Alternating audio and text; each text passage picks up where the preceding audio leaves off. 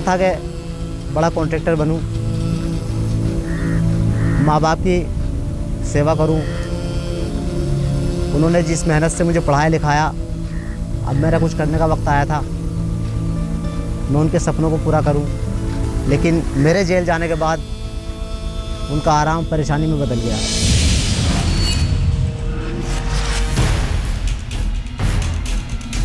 सुबह शाम हर वक्त हर सांस से बेटे की याद निकलती थी और ऊपर वाले से कहा जाता था कि किस बवाल में फांस दिया ऊपर वाले तेने।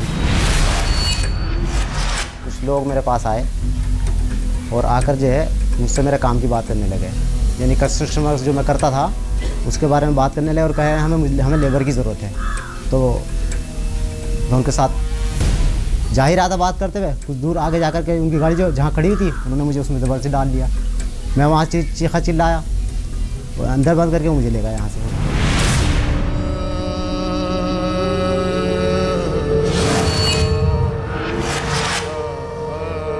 मैं उसे मुझे क्यों उठा के लाए आप, तो पीट देते, बोले पता चल जाएगा, बस ये बोलते थे।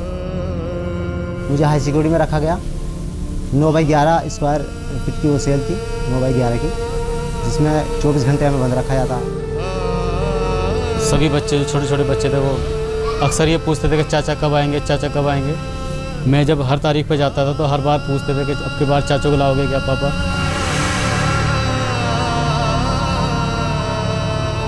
ऐसा नहीं करना चाहिए, किसी की ज़िंदगी नहीं बर्बाद करनी चाहिए। इंसान की ज़िंदगी क्यों बर्बाद कर रहा होगा यार?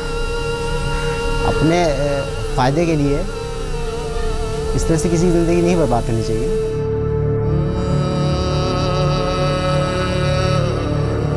7 साल बेटे के साथ हमने भी कोई कम सज़ा नहीं भुगती, हम भी उसी खाने में रहे। अब इस 7 सालों के पीरियड में किसी को जवानी में बंद कर दिया जाएगा इस तरीके से, तो क्या क्या हो सकता है ये भी आपको एहसास होना चाहिए। मैं क्या बता सकता हूँ आपको।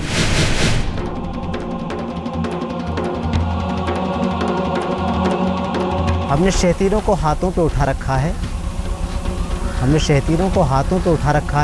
हमको गिरती हुई दीवार न समझा जाए, और मौजज़न इसकी रगों में है हमारा भी लहू, हमको इस मुल्क का गद्दार न समझा जाए।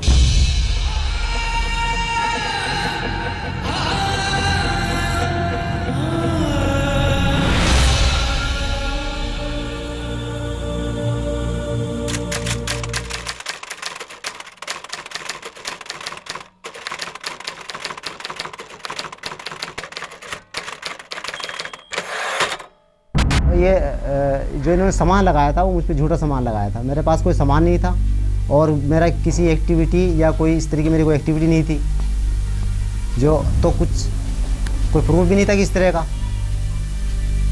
तो वो सब बस 121 के नाम 121 की धाराएं बड़ी लगी हुई थी, जिसकी वजह से जो प्रोलॉन्ग करते रहे केस को।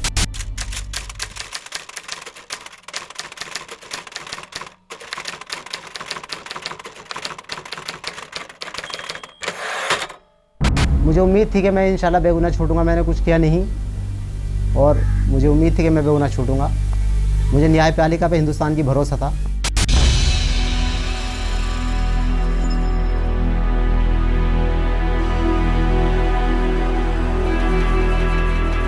अपनी सो चुकी किस्मत और खो चुकी शख्सियत को वापस हासिल करने के लिए नासिर हुसैन पूरे 7 साल तक लड़ता रहा।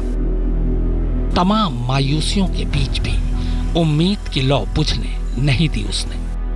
उन 7 सालों की कैद में न जाने कितनी चीखें, कितनी बेचैनियां, कितनी घुटन और ऐसी कितनी लड़ाइयां लड़ी उसने। पर हार जाने के डर को हौसले का एक मामूली सा झोंका भी ताजगी से भर देता है। एक धागा टूट जाए तो पूरी कमीज खुल जाती है। यहां तो उसका रेशा रेशा उधड़ा था, लेकिन उम्मीद ही वो इकलौती चीज है जो सबके अंदर होती है। नासिर के अंदर भी थी और इसी उम्मीद ने 7 साल बाद ही सही नासिर के माथे से आखिरकार वो कलंक धो दिया। जो उसके परिवार के लिए दुनिया का सबसे बड़ा और गहरा जख्म था। पर जख्म भर भी जाए, दाग धुल भी जाए, तो भी क्या नासिर के वो 7 बेशकीमती साल कोई लौटा पाएगा उसे?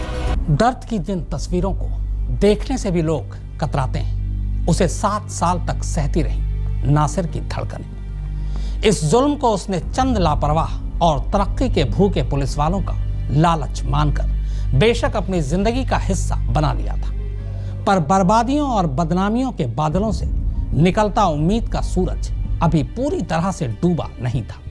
वैसे सूरज तो 19 जून 2007 की उस सुबह भी तब तक नहीं निकला था, जब यूपी के छोटे से शहर बिजनौर के नासिर हुसैन की जिंदगी में भूचाल आया था।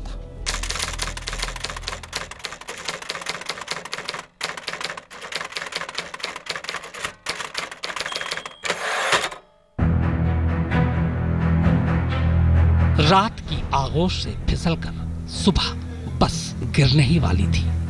ठीक तभी 5-6 लोग सादी वर्दी में उत्तराखंड के इस आश्रम में दाखिल होते हैं। बिजनौर का रहने वाला 25 साल का नासिर हुसैन तब इसी आश्रम में था। आश्रम की बिल्डिंग बन रही थी और नासिर मजदूरों का सुपरवाइजर था, लिहाजा वो तब आश्रम के ही कमरे में सोता था। आने वाले अजनबी नासिर के बारे में पूछताछ करते हैं और फिर कंस्ट्रक्शन के काम का हवाला देकर उसे अपने साथ बाहर ले जाते हैं। बाहर पहले से ही एक जिप्सी खड़ी थी। फिर इससे पहले कि नासिर या आश्रम के बाकी लोग कुछ समझ पाते, नासिर को जबरन जिप्सी में डाल दिया जाता है और जिप्सी वहां से भाग निकलती है। जिस तेजी से और जिस तरीके से नासिर को उठाकर जिप्सी में ले जाया जाता है, उसे देखकर आश्रम के लोग यही समझते हैं कि नासिर को अगवा कर लिया गया है। 19 जून सुबह 4:30-5 बजे का वाक़या है। कुछ लोग मेरे पास आए और आकर जो है मुझसे मेरे काम की बात करने लगे, यानी कंस्ट्रक्शन वर्क जो मैं करता था उसके बारे में बात करने लगे और कहे हमें लेबर की ज़रूरत है। हाँ, उनसे मैं बात कर रहा था तो उन्होंने कहा आप तो आए बात कर लीजिए थोड़ा सा साइड में को। उनकी गाड़ी खड़ी हुई थी साइड में, वहाँ मैं उनके साथ बात करता चला गया। मैंने कहा लेबर मेरे पास नहीं है इस वक्त। हाँ, तो उन्होंने कहा आइए थोड़ा सा जो है इस तरीके से वहाँ पे और इंजीनियर वगैरह हमारे बैठे हुए हैं, आप उनसे बात कर लीजिए थोड़ा सा। तो मैं उनके साथ जा ही रहा था बात करते हुए, कुछ दूर आगे जाकर के उनकी गाड़ी जो जहाँ खड़ी हुई थी उन्होंने मुझे उसमें ज़बरदस्ती डाल दिया। मैं वहाँ चीखा चिल्लाया। नासिर को ले जाने के बाद आश्रम के लोग लोकल पुलिस में भी जाते हैं नासिर के अपहरण की रिपोर्ट लिखवाने, पर पुलिस उन्हें समझा बुझाकर बैरंग वापस भेज देती है। जब मुझे जेल में डाल दिया तो मैंने अगले दिन अखबार में पढ़ा कि मुझे एसटीएफ जो है, एसटीएफ ने मेरे ऊपर केस बनाया है। एसटीएफ जो यहाँ यूपी की जो एसटीएफ है उसने मेरे ऊपर केस बनाया है। तो आप पे क्या क्या आरोप लगाया? मुझ पर आरोप लगाया था। मुझ पे जो आरोप मैंने उसमें देखा तो मुझ पे कुछ जो है आरडीएक्स वगैरह दिखाया इन्होंने और कुछ उसके सामान दिखाया। नासिर हुसैन की गिरफ्तारी एसटीएफ ने लखनऊ के चारबाग रेलवे स्टेशन के पास एक होटल से 21 जून 2007 को दिखाई थी। पुलिस के मुताबिक नासिर के तार आतंकवादी संगठन हुजी से जुड़े थे। उसके पास हथियारों का जखीरा था और उसके इरादे एक धार्मिक मेले के दौरान हरिद्वार जाने वाली एक रेलगाड़ी पर धमाके करने के थे। उत्तराखंड के आश्रम से उठाए जाने के ठीक 3 दिन बाद जैसे ही ये खबर अखबारों की सुर्खियां बनती, लखनऊ से लेकर बिजनौर और बिजनौर से लेकर उत्तराखंड तक में हड़कंप मच जाता है। 22 जून का अखबार पढ़ने से पहले नासिर के घर वाले तक यही सोच रहे थे कि उनका बेटा टिहरी में स्वामी के आश्रम में है, और तो और खुद नासिर को भी तब तक पता नहीं था कि उसके साथ हो क्या रहा है। पूछता था उनसे तो मुझे पीट पाटने लगते थे। मैं पूछता मुझे क्यों उठा के लाए आप, तो पीट देते, बोले पता चल जाएगा, बस ये बोलते थे, तुम्हें पता चल जाएगा।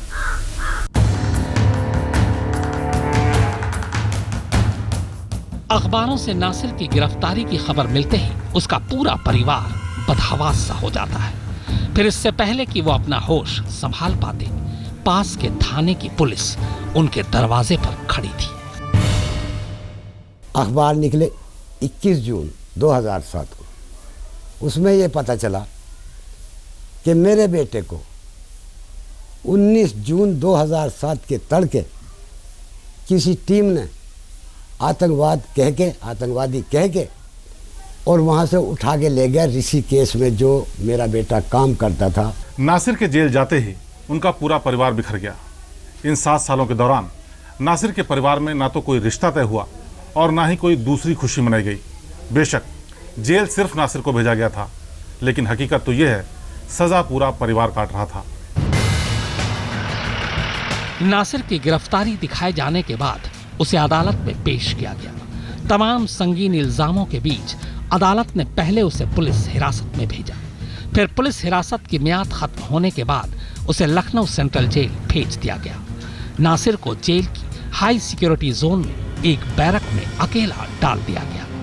इस बंद बैरक में न रोशनी थी न हवा। झरोके के नाम पर एक छोटा सा छेद था। कोठरी में जो सामने अड़गड़े होते हैं, चैनल होते हैं, उसमें 2 जाली और ऊपर लगी हुई थी। एक मोटी जाली, उसके ऊपर मुर्गा जाली लगी हुई थी, जिसमें मुर्गे बंद होते हैं। यानी एक पिंजरा टाइप का पूरा बन चुका था और वो चारों तरफ से अंदर से बंद था। उसमें सिर्फ एक सफ़ेद बल्ब जला हुआ होता था। सफ़ेद बल्ब, सफ़ेद ही पूरा कमरा रंगा हुआ था वो, जिससे ये हुआ कि हमारी रोशनी पे बहुत बुरा इफेक्ट पड़ा, हमारी आंखों पे बहुत ज़्यादा बुरा इफेक्ट पड़ा और रोशनी कम हो गई आंखों की। जेल में रहने के दौरान नासिर के हालात बद से बदतर होते जा रहे थे।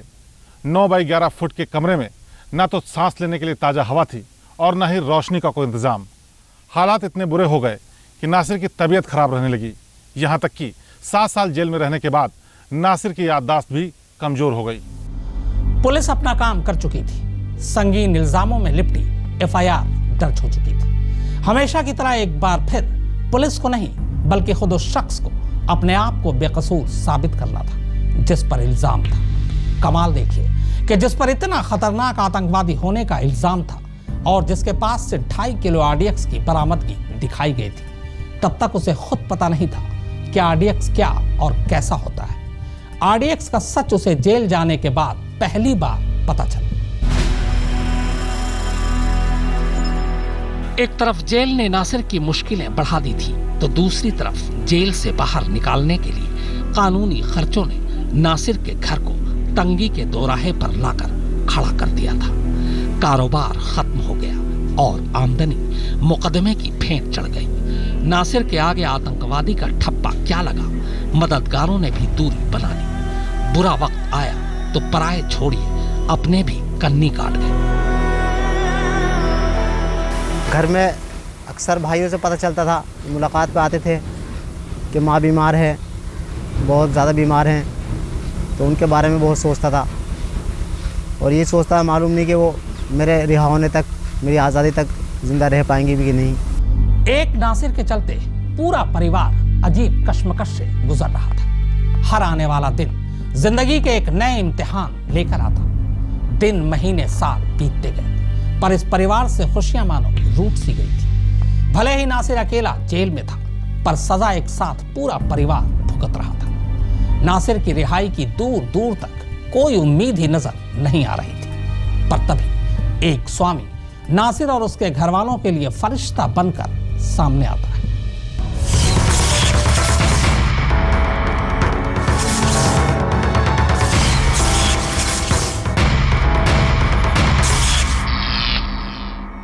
कोटद्वार यूनिवर्सिटी से B.Com करने के बाद नासिर ने अपनी नौकरी की शुरुआत एक कंस्ट्रक्शन कंपनी के साथ की थी। पहली नौकरी के दौरान ही नासिर उत्तराखंड में स्वामी शिवानंद के आश्रम की बिल्डिंग बनाने का काम देख रहा था। काम के सिलसिले में वो करीब 6 महीने से आश्रम में ही रह रहा था और वहीं से 19 जून 2007 को उसे यूपी STF ने उठाया था।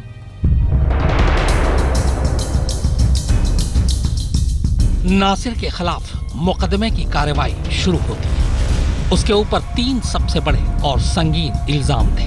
पहला, आतंकवादी संगठन हुजी के साथ रिश्ता, दूसरा, पाकिस्तान में ट्रेनिंग और तीसरा, 2.5 किलो RDX की बरामदगी जिससे ट्रेन को उड़ाया जाना था। पर पुलिस ये साबित ही नहीं कर पाई कि नासिर कभी पाकिस्तान गया था। 2.5 किलो RDX भी वो अदालत में पेश नहीं कर सकी। हुजी के साथ नासिर के रिश्ते के भी कोई सबूत नहीं मिले। हमने सारे न्यूज़पेपर जो थे वो हमने पेश किए। स्वामी जी ने आके बयान दिया। 19 जून को हमारे सामने से पुलिस हमारे सामने से 5-6 आदमी पकड़ कर ले गए हैं कि उसका पूरा लेक ऑफ एविडेंस जितना था सब नासिर हुसैन के पक्ष में गया।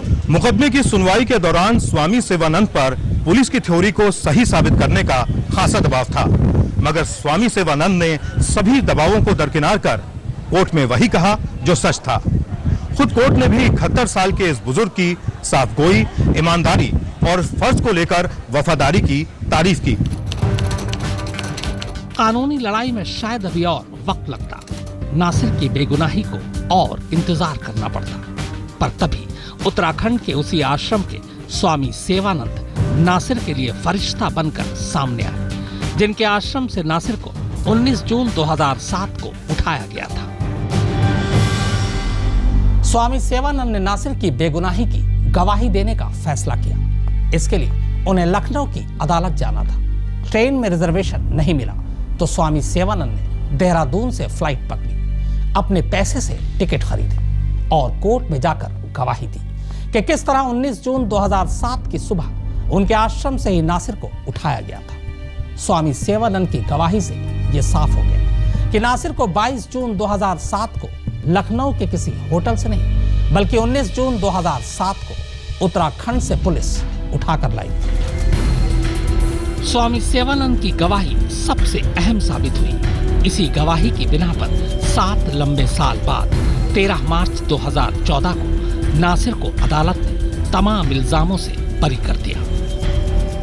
अब स्वामी जी ने बहुत बड़ी मिसाल पेश की है सेकुलरिज्म की, कि एक हिंदुस्तान में ऐसी मिसाल नहीं मिलेगी जल्दी से आपको। ये सेकुलरिज्म की मिसाल नहीं मिलेगी कि स्वामी जी ने मेरे एक मुसलमान के लिए जो है इस तरह से ये गवाही दी मेरे लिए, और सत्य के लिए वो वहाँ पहुँचे और सत्य की जीत हुई। ये उनकी, ये स्वामी जी की जीत है, ये मेरी जीत नहीं है, स्वामी जी की जीत है। स्वामी जी को जब कानून ने पुकारा, ऋषिकेश शिवानंद आश्रम से स्वामी जी ने जाके सफाई में ये बतला दिया कि नासिर को मेरे आश्रम से, ऋषिकेश मुनि की रेती आश्रम से ही उठाया है। एक साधु ने आकर के एक सच बात कही, मतलब वही उसके लिए वो बधाई के पात्र, और सही माने में जो एक्विटल हुआ है वो साधु जी सेवानंद की वजह से हुआ। बेशक नासिर अब आजाद है, पर 7 साल का सदमा अब भी उससे जुदा नहीं हुआ है। वो आज भी सोचता है कि मेरी गलियां इतनी वीरान क्यों हैं? मेरे गांव कहां गुम हो गए? कहां खो गई मेरी बसी हुई बस्तियां? मेरे सीने में दर्द के करोड़ों सुराख करके मेरे माथे पर आतंकवादी का ठप्पा लगाकर उनके तमगों की चमक तो बढ़ गई, पर मेरी जिंदगी में 7 साल का जंग लगा गई। कौन वापस लौटाएगा ये 7 साल में? कोई भी नहीं लौटा पाएगा। ये जो बेशकीमती मेरा वक्त गुजरा है, इसको कौन वापस लौटा सकता है बताइए? मैं तो अभी तक उस जेल के सदमे से नहीं निकल पा रहा हूँ जो मुझे जेल में सदमा पहुँचा है।